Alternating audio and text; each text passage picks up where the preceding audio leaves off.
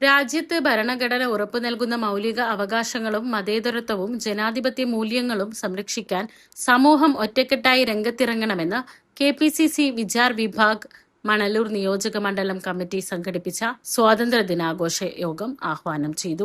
പാവർട്ടി സെന്ററിൽ നടന്ന യോഗം പാവർട്ടി ഗ്രാമപഞ്ചായത്ത് പ്രസിഡന്റ് ആന്റോ ലിജോ ഉദ്ഘാടനം ചെയ്തു.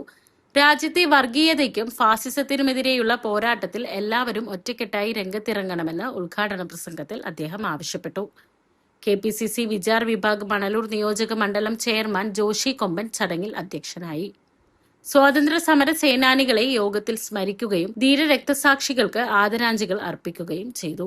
മുല്ലശ്ശേരി ബ്ലോക്ക് പഞ്ചായത്ത് വികസന standing committee chairman Anil Athira മുഖ്യപ്രഭാഷണം നടത്തി.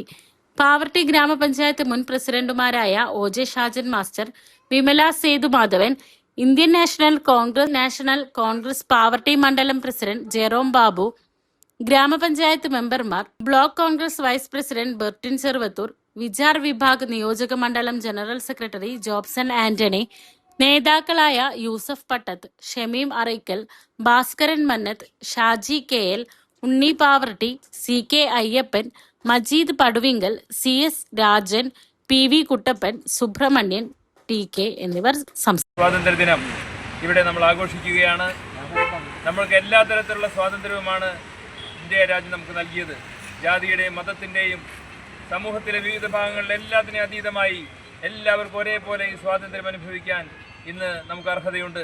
ഭരണാധികാരികൾക്ക് നേരെ വിരൽ ചൂണ്ടി വിമർശിക്കാനുള്ള അധികാരം അത് നമ്മുടെ ഭരണഘടന നമുക്ക് നൽകുന്നു. ഇതെല്ലാമായിട്ടും ഇത്തരത്തിലുള്ള എല്ലാ തരത്തിലുള്ള സ്വാതന്ത്ര്യങ്ങൾ ഇല്ലാതാവുന്ന ഒരു കാലത്തിലാണോ നമ്മൾ പോകുന്നത് എന്നൊരു സംശയമുണ്ട്. നമ്മുടെ ആദരണീയനായ ഇന്ത്യൻ നാഷണൽ കോൺഗ്രസ് പ്രസിഡന്റ് പ്രസംഗിച്ച വേദിയിൽ